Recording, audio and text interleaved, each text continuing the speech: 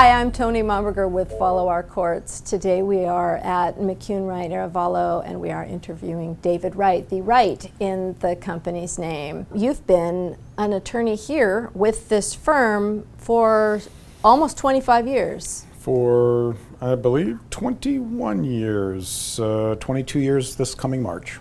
Yeah. So what kind of cases do you handle? So since I came on the firm, I've been handled a wide variety of product liability cases, the majority of which involve vehicles of one form or another, whether it be automobiles, boats, recreational vehicles, buses. That has been the dominant part of my practice, though we've handled other kind of consumer products as well. People getting hurt because of vehicle malfunction. Before the camera started rolling, you were talking to me about a case that's happening right now with a tour bus. Yes. Can you tell me about this story? So the story with the tour bus involves a group of Chinese citizens from the Shanghai area. There was a tour company in Los Angeles that would organize tours of the parks in the Pacific Southwest. They would fly over these charter groups, arrange for a bus for them to pick them up in Los Angeles, and then take them throughout California, Nevada, Utah, touring various national parks. This was one such tour. The group was driving up in the Bryce Canyon, Utah area on a two-lane road. This day was like any other day on the tour, and it just so happened that on this particular day, at this particular time, the driver of the bus, for whatever reason, allowed the right side tires to get off the paved portion of the road. And from then, the rest of it was very predictable. We see that they're drift-off type of accidents. So the right tires got off the side of the road, the driver steered to the left to try to get the bus back on the road. As is almost always the case in that situation, the vehicle will typically overcorrect and start moving across the road and go off the other side of the road, which then causes the driver to have to correct back to the right, which he did so. But by correcting back to the right, the bus got into it's called a yaw, which is basically sliding sideways. And once that happens, if the center of gravity moves far enough, the vehicle will go into a roll. In this case, the vehicle did a roll onto its side and slid along the roadway on its side for a period of time until it encountered the beginning of a guardrail. And the guardrail pierced through the structure of the bus. The bus then flipped over a full roll and doing a great deal of damage to the body of the bus. A number of the occupants were ejected. There were a number of deaths. There were many serious injuries. And so we were contacted by the families, representatives of the families, and we took a look. There were other lawsuits filed against the charter company and against the bus driver, and certainly there's liability there. The bus driver was the one that allowed the vehicle to get off the roadway. The bus driver survived? The bus driver survived. But that's not the end of the inquiry. So that was the start of the accident. The bus driver but then we have to take a look at these and say, okay, why were so many people serious injury? What caused this accident to end the way it did? Not just what caused the accident. And so we investigated this when we were contacted by the families, and what we found out in our investigation was this bus, which was a fairly recent model bus, had been sold by Freightliner without certain important safety systems that we feel certainly should be present on every bus, on every vehicle that's designed to be a common carrier, to transport large numbers of people. There are various collision avoidance technologies that were available for this bus that were not included in it. One such system is a lane departure warning system. These have been around for years. Sure. These are a series of cameras. They can be put on new vehicles. They can be manufactured with new vehicles. They can be retrofitted into existing vehicles. But a lane departure warning system will, through a variety of means, either audible chimes or sometimes through what's called a stick shaker that will shake your steering wheel, can alert the driver that they are approaching the edge of a lane. Often these drift-offs, whether they're caused by driver fatigue or driver inattention or whatever, if you have a warning a few seconds before your wheels go off, you can make the correction, a mild correction, and prevent the wheels from getting off the road. This didn't have that system. Commonplace among passenger vehicles today is electronic stability control.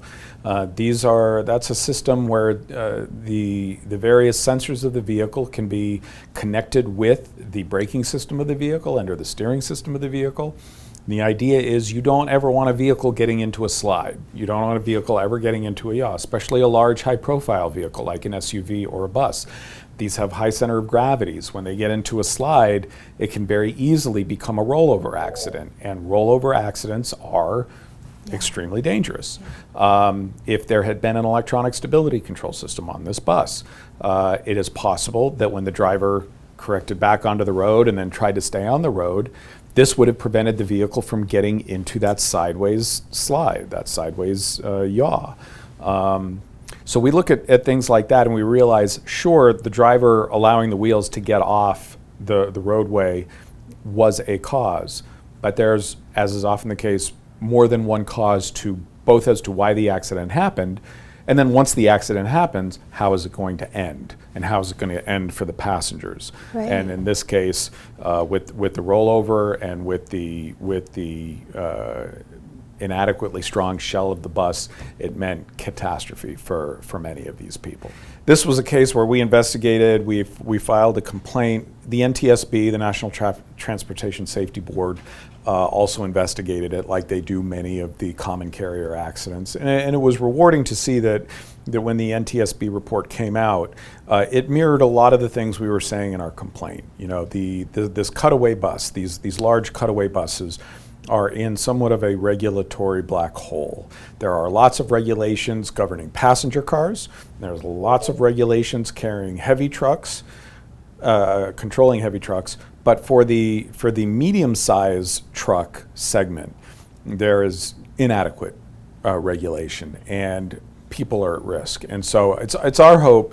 Our hope is twofold. Our hope, number one, is that we'll get some relief for the victims who went through this. Mm-hmm. These were largely, almost entirely elderly people, retirement age, who were taking these times of tours, who had their lives ripped apart in a moment. And anything we can do to help them, we want to do. But we also want to make sure we draw attention to the fact that if there is a category of unsafe vehicles on the road, that that needs to be addressed, whether through regulation or simply through convincing manufacturers that they need to do a better job. We've had a lot of successes. My practice has changed in many ways because back in the late 1990s and early 2000s, for instance, I did a lot more rollover accident work because SUVs and other vehicles like that were rolling over at a high rate. And because of the lack of sufficient safety designs inherent in the vehicles, people were getting catastrophically injured, paralyzing injuries, deaths, ejections. All these things were not uncommon.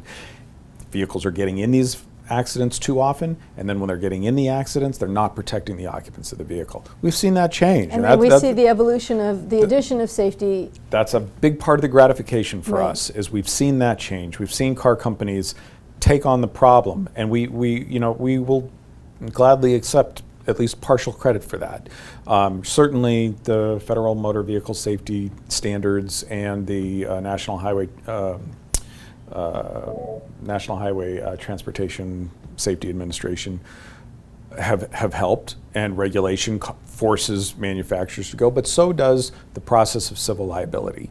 And many of the advances we've seen made, whether it be in the increasing the strength of the roll cages of these vehicles, the roof structures, whether it's more effective seatbelt systems, whether it's seatbelt system, for instance, one of the early cases, one of the first cases we did when I came to the firm, we were involved in litigation involving a two-door Ford Explorer. And back in that day, the two-door Ford Explorer had 5 seating positions in it, 2 front seat and then 3 back seat passenger positions. But the middle back seat position was only a lap belt. Only the outboard seating positions had the 3-point restraint systems. That was one of the first cases that we dealt with. And, since that case, since that time... Somebody got hurt, I take it, in the somebody middle got seat. killed. A young child who was sitting in the middle of the back seat, again in a rollover accident, came out of the safety, out of the lap belt, because the lap belts are not as effective, especially in an extended rollover type accident. And they're horrific in any kind of accident. Lap belt alone, we see horrific injuries, exsanguination injuries, massive injuries to internal organs and things, because you're folded around one thin safety web. So throughout this part of your career, and I'm gonna back up just for context right now and say you have done both defense and plaintiff and prosecution. You've been in all kinds of courts. You've done appellate and federal and now superior court. You've done criminal and civil. You have done a lot. All of it really working in victims' interest. It looks like you have been motivated by helping people who needed you to come in. You are also dealing with people who have been through tragedy, Yes. through a lot of tragedy. And I asked you this before when we were just talking about taking it home. When you're talking about children, when you're talking about people who've lost their lives or obviously family members, grief, amputations, that kind of thing. So how do you deal with that? Do you take that home? It is a process. It is an ongoing process to try to draw, what I try to do is draw a constructive balance. And what I mean by that is this.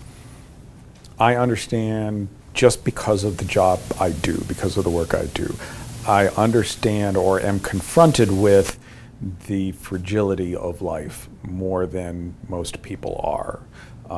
Whether it has been through any countless number of wrongful death cases, parents losing their children, children losing their parents, husbands losing wives, whatever. I witnessed that devastation from the front row. So there is an aspect of that. I know from my daughter that one of the trends on TikTok right now are a bunch of people talking about the 5 things they would never do based on their job. You have ER physicians talking about the 5 things I would never do, and invariably they're riding a motorcycle and other stuff. Well, I can join that list. There are a number of things which I'm exposed to because of my job that I do try to take home with me, because I want to learn from them and keep the people in my life safe. But I don't want to bring it home and just see the fear of everything, to be fearing everything, because that would get in the way of, that would be stealing my life or the happiness of their lives from them if all I did was see the worst. So it's an ongoing process. It's David, a balancing act. What are the 5 things you would never do? I would never own a trampoline. I have had to deal with whether my daughter can play on a trampoline, which every kid loves. I loved as a kid too. But I will I will make sure that trampoline has certain safety features on it where she won't go on it. I will make sure she understands there's certain things she's never to try to do on it. Never try a flip on a trampoline, ever. Never be on a trampoline that doesn't have complete netting that would prevent you from going in between the trampoline surface and the coils, or to flip off to the ground. I tell my daughter, an ongoing fight whether, I have resisted getting a pool, because pools are dangerous, and you only have to be inattentive for 1 minute, for 30 seconds, and you don't get do-overs on that. So I have a healthy respect. Not that pools are bad, but I have a healthy respect for them. I tell my daughter never to dive into any body of water, period. And ever. diving boards. Diving board, at least with a diving board, hopefully your pool is deep enough, but I tell her, if you can't see the bottom, you're not diving in head first. I don't care if it's a lake or a pool or anything else, never dive in head first, because those are, we see that. The danger of not wearing a seatbelt, the danger of driving aggressively. These are things that I try to, my daughter right now is 13. So I again try to draw that balance. I want her to be aware so that I don't have to live with the guilt that if she were to go do something that I might have been able to prevent by saying something to her. I want to draw that balance. I want life to be fun. I want her to be adventurous. I want her to get out there and be aggressive with her life. But I want her to be smart about it. So I want to go back to the earlier stages of your career. Sure. You came here from being a criminal prosecutor in the federal courts for Los Angeles County. Yeah, I was an assistant United States attorney for the Central District of California. So the United States Attorney's Office is the federal version of the District Attorney's Office. So, for instance, our office is in Los Angeles. The Central District encompasses about a 5-county area of Southern California. We were responsible for prosecuting federal crimes. Whether that be, that could be anything from environmental crimes to fraud to bank robberies to drug offenses to crimes against children. I was in the Major Crimes Office, Major Crimes Division of the U.S. Attorney's Office. So I was during my, I guess I was there almost 5 years. During my 4 years there, I was prosecuting violent crimes and crimes against children primarily. The common thread through my legal career seems to have been that I am drawn to want to help victims. Whether I was as a federal prosecutor or whether in my last 20 years as a plaintiff's attorney. The common thread among all these things is that people have had their lives dramatically impacted in very sudden, often violent and unexpected ways. That is, I derive satisfaction from being able to help people in that scenario. I've been a lawyer for, I don't know how long now, 28 years, I guess.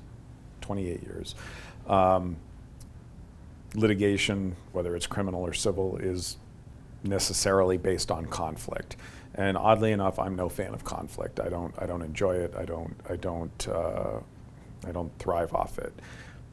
But the one thing that makes that worthwhile is knowing that you're helping people when they're at a low point of their life. People, whether they're a victim of a crime or a victim of an accident, they are being confronted with an aspect of life that very few of us are prepared for. They're at a low point of their life, and if we can provide them with help, with relief, whether it as a prosecutor was a sense of justice, or whether as a plaintiff's attorney, allowing them to A, have an explanation for why this happened to them, B, provide them with resources to maybe make their life a little easier, whatever their life is going to look like going forward, to make it a little easier. Or in the case of people who've lost someone, very often they look for meaning in the loss, whether that be wanting to take up a cause, whether it's auto safety or education programs or charities. If we can help them get resources, we can help them find meaning in the tragedy, and there's satisfaction in that. That is the positive aspect of my practice. So this is coming back to the tour bus with the Shanghai tourists. If they are able to, if there's technology that exists to make an appliance or a vehicle more idiot-proof, more accident-proof, are you obligated to include it without worrying about your own profit? And right, to cut corners. That's a central question. So that's what it comes down to. Yeah. Is this a chronic, throughout your career, is this a chronic philosophical issue that comes up every time, or? It's not just a philosophical issue, it's a societal issue. How are we going to apportion fault? How are we going to apportion responsibility? The question, it's why many of these issues escape regulation, because it's hard to make bright line rules about them. Technology is always evolving. There will always be changes. There will always be unanticipated consequences. We don't know all the ramifications of every change that gets made in a given technology, and it's a societal question of who should we hold responsible when these bad things happen. Yeah. And the issue of, can you make safety items for profit? Can we make these so that only the most well-off or financially able are able to take advantage of them? And the answer to that is clearly, well, there's not an exact clear answer to that. There should be some minimum basic thresholds where we place it on the manufacturers to be responsible to make this vehicle to a minimum level of safety. Should that mean that lane departure warning systems and electronic stability control shouldn't be optional? Well, perhaps. Should they not be optional on vehicles that they know are going to be used for mass transportation? That becomes a little bit of a different inquiry. People don't choose, those people who were in that charter group did not choose the bus they rode on. They did not get to choose between the models of buses available or the safety systems. They booked a charter. The charter company provided the bus, and that's always the case with passengers. With passengers on an airplane, passengers on a bus. The Boeings. Boeing 737 MAX. Boeing decided to make a certain safety system as a optional for-profit add-in. Did the passengers have any say about whether the plane was going to be equipped with that? Of course they didn't. That was a decision between the airline and Boeing. And we've already answered, that question's already been answered through regulation, which is, of course, there are certain safety systems that have to be present in every vehicle on the road. That is why buses now have seatbelts in every seating position, because they're, should that be a for-profit? No. Am I against auto manufacturers making a profit? I want auto manufacturers to make a profit. The more profit auto manufacturers can make, the more likely they are to invest in research and development and develop even more safe systems. But this is an ongoing tension. It's a tension we're going to be seeing going into the next 100 years, which is we are seeing now a transition away from what we've come to know for the last 80 years, which is people driving vehicles that are not smart. Yes. Now we are getting into all these assistive technologies, and we are on the cusp of going into autopilot technologies and autonomous vehicles. That is going to be a sea change in everything, in every aspect of the courts and liability law, product liability law. Because for the last 40 years, the question has always been, who's responsible? Is it the driver who got into that situation because they were speeding or because they were, distracted or whatever, or was it the product? But we're going to be getting into a realm where we don't have the driver anymore as part of that loop. So a question is, if a vehicle gets into an accident where the computer brain had to make a choice, both of which were going to impact. A classic example would be cars going down the road, and a car comes into the intersection from this direction, and a pedestrian starts walking in from this direction, and you can't stop in time. Well, there's going to be a bad outcome from that. Yeah. But now the question is going to be, who's responsible for that bad outcome? Who makes the It's choice? not the driver anymore. You can't blame all the world's ills on the distracted or reckless driver. Right. They're out of the equation. So then who should be liable?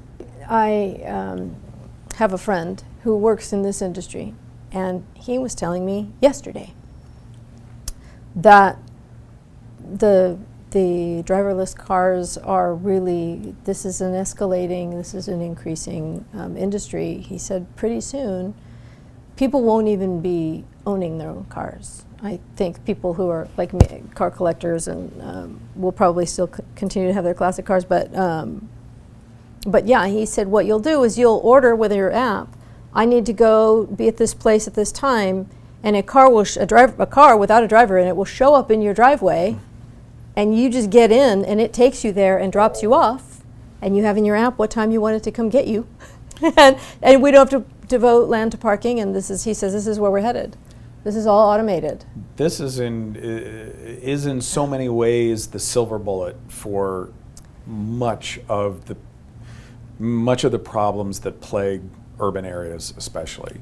Right now we live in a society where everybody has to have a car, where that car goes unused 20 hours out of the day. You've got to find a place to put that car while you're not using it. You've got to maintain that car constantly and insure it constantly and upkeep it for those 4 hours a day or 2 hours a day that you use it.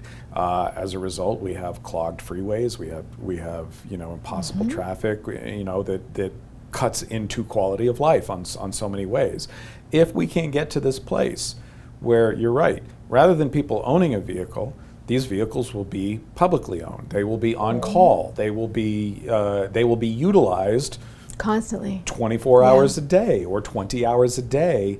We will need so fewer vehicles in order to service the same needs that we already have. You marry the technologies of autonomous driving with the World Wide Web, and all of a sudden you can envision ride sharing becoming a possibility. Now, will there be challenges to this? Of course there will be, but it's exciting, the potential, and it's always the tension that we are facing now of wanting to get there, but not wanting to get there too fast. And that is the tension you're seeing right now. We don't have autonomous vehicles yet, not really. Yes, we have, there's a few limited areas where they're in beta, but we're not to a place where we're ready for truly driverless vehicles to be on the road yet. We need to get there, but how do we get there? And how do we get there safely? What is appropriate? These are the things that are going to be the next frontier of product liability law, because we are seeing these things tested already. We see them tested by Tesla, who is using their actual driver, fleet on the road, on public roadways, utilizing them as beta testers to gain data, to gain understanding, to improve their system. Now that may vastly shorten the development time for these systems. That's a positive thing. But if you're placing people at risk on the public roadways, that's scary. That's a problem. Yeah. We see this. We saw this back in the early in 2010. Toyota introduced an electronic throttle control system in their vehicles, and they ran into the problem with unintended acceleration. And when we investigated that and we got deep into that, it became apparent what was happening, which was you have these drive-by-wire systems, which are computer-based. We were replacing the tried and true cables and linkages and things like that that controlled the butterfly valve in the throttle assembly, and that made you go. Now we're replacing that with voltage sensors and electronic cables and a computer brain, and there's nothing wrong with this. The airline, we've seen this in aerospace, the transition to fly-by-wire technologies and the advantages that can be gained. But it's a much different ramp up to that. In aerospace, what we saw was there was a very long lead up time, a tremendous amount of testing going in because the stakes were so high, obviously with an airplane. We saw these systems getting integrated into automobiles without necessarily there being a full understanding of the systems. And that's the danger of the steep technological advancement curve. We've seen this J curve with assistive technologies and autopilot. We've experienced advances in the last 5 years that we had not seen in the previous 50. And that's a good thing, but it has to be controlled and it has to be managed. And we cannot forget the principles that we've learned through the previous 40 years of the importance for thorough, robust testing. And I can't forget the lessons we've learned, which is when manufacturers, in their desire to get their product to market, do not follow those tried and true engineering principles that were hard earned, that they be responsible for that. That's what we're going to be seeing in, I think, the next 10, 20, 30 years. This is an important point to emphasize that drivers need to be aware of. As the car companies are rolling out autonomous technologies and driver assist features, these are wonderful features. whether it's automatic emergency braking or lane keeping or adaptive cruise control that automatically maintains separation. These are all really wonderful technologies that are going to make the roads safer and going to cut down on the amount of deaths and catastrophic injuries we deal with. But cars are not autonomous yet, any more than planes are autonomous.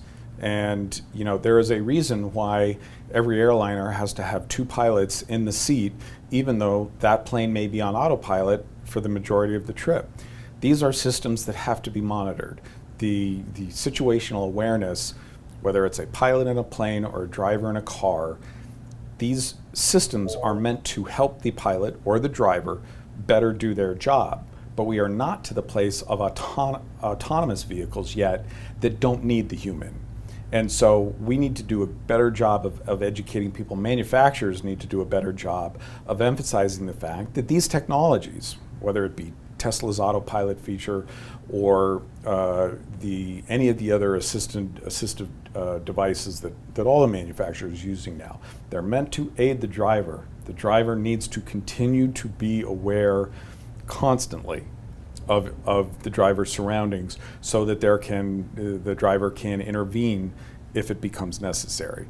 They're wonderful, but you better be paying attention because those systems aren't designed to react when that car comes into your lane 3 feet in front of your vehicle, or when a pedestrian or maybe a bicyclist falls down into your lane or a pedestrian comes across. These systems are helping, right?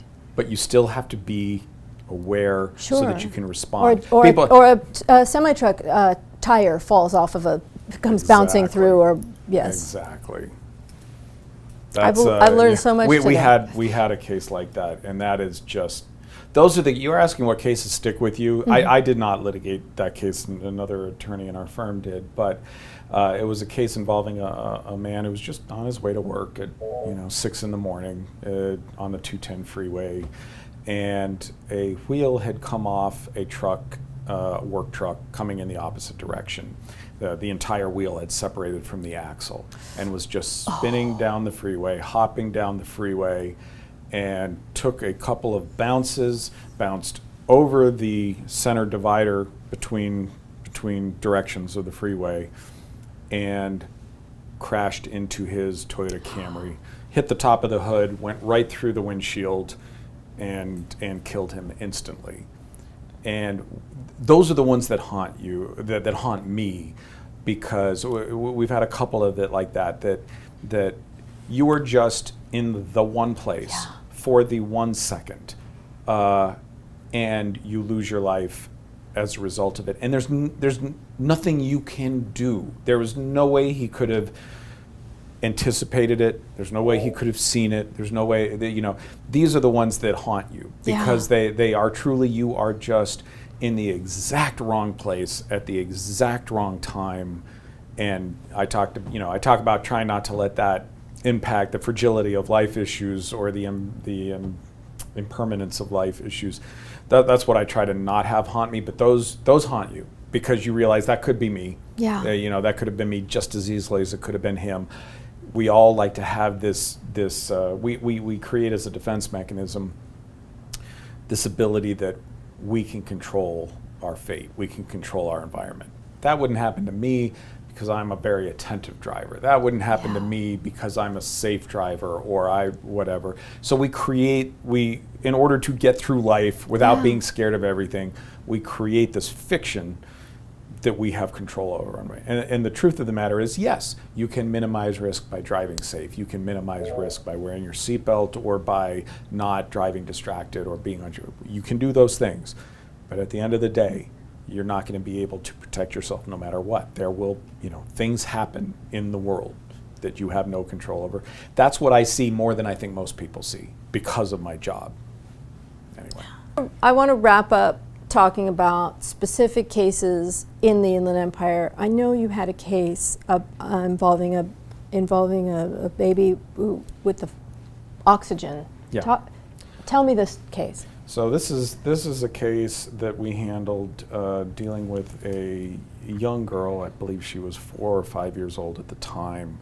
The family lived in Blythe, and she needed a number of things done. A number of typical dental type procedures, had some cavities and some other things that needed to be done. And the dentist suggested to her that she consider doing sedated dental care. And the procedure where a patient, often this is often used with children who might not be able to tolerate the procedure and having to have their mouth open for an extended period of time, and the fright aspect of it. Put them into a mildly sedated state, and so that's what they did. Now these procedures are done in dental offices, and they are done with dental anesthesia. Anesthesiologists? Providers, anesthesiologists, thank you. These are done with dental anesthesiologists. These are dentists who have training in anesthesia. I did not know anything about this really until I got involved in this. Now what happened to her was she had gone in for this procedure. Her parents had taken her to the facility where she was to undergo the procedure. She was sedated and they were performing the procedure, and while they were performing the procedure, there was a flash fire in her mouth. And these flames erupted from her mouth, badly scarring her airway, and critically injuring her. And in fact, but for the prompt attention of first responders, she may not have survived it, because with the fire, what happens is the fire, when exposed to human tissue, caused that tissue to swell, and basically her airway swelled shut because of this fire that occurred. She was life flighted to the burn center at Arrowhead County, and they were able to save her life, and she had to have a lot of ongoing procedures to try to deal with the scar tissue that developed in her airway. So they come to us with, all they know is, I took my daughter in for a simple dental procedure, and she had a fire in her mouth. So we start looking at this, and we realize that you have this issue of what are safe procedures for anesthesia, what are safe procedures for the administering of oxygen. What was central here was when a patient is sedated, they're given oxygen.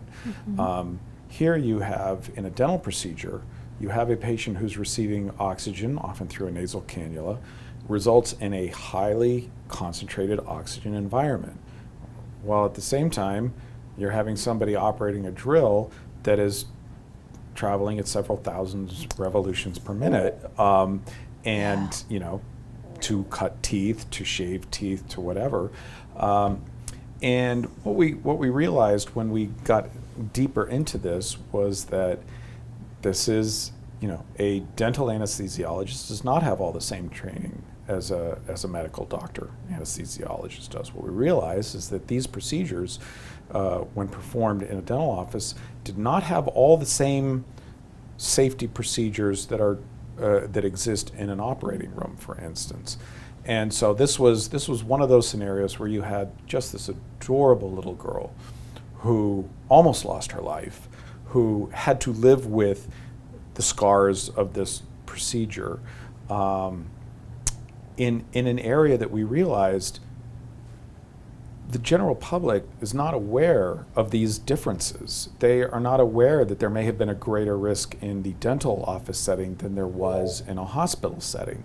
In fact, an attorney in our office had a child who had had the same type of procedure done by the same anesthesiologist, not 6 months earlier. And this was one that stuck with me. Fortunately, we were able to provide her some relief to make her life economically a little easier coming out of this. That made us, that was the source of satisfaction. We also tried an aspect of this case, and this is again where you ask how you maintain that separation. We tried an aspect of this case that resulted in a defense verdict. That was a difficult one to take, and that was, because you had this just wonderfully innocent little girl, and you wanted badly to help her in every way we could, and we had helped her, but we were unsuccessful in this one aspect of it. That's one that hit personally. Is it still common practice to put oxygen in there while you're running the drill? So there have been, I think there's been an increased awareness in the dental anesthesiology community, thanks to cases like this, where I hope that they are taking greater precautions in monitoring the concentrations of oxygen that are being given and the environment in which it's being done in.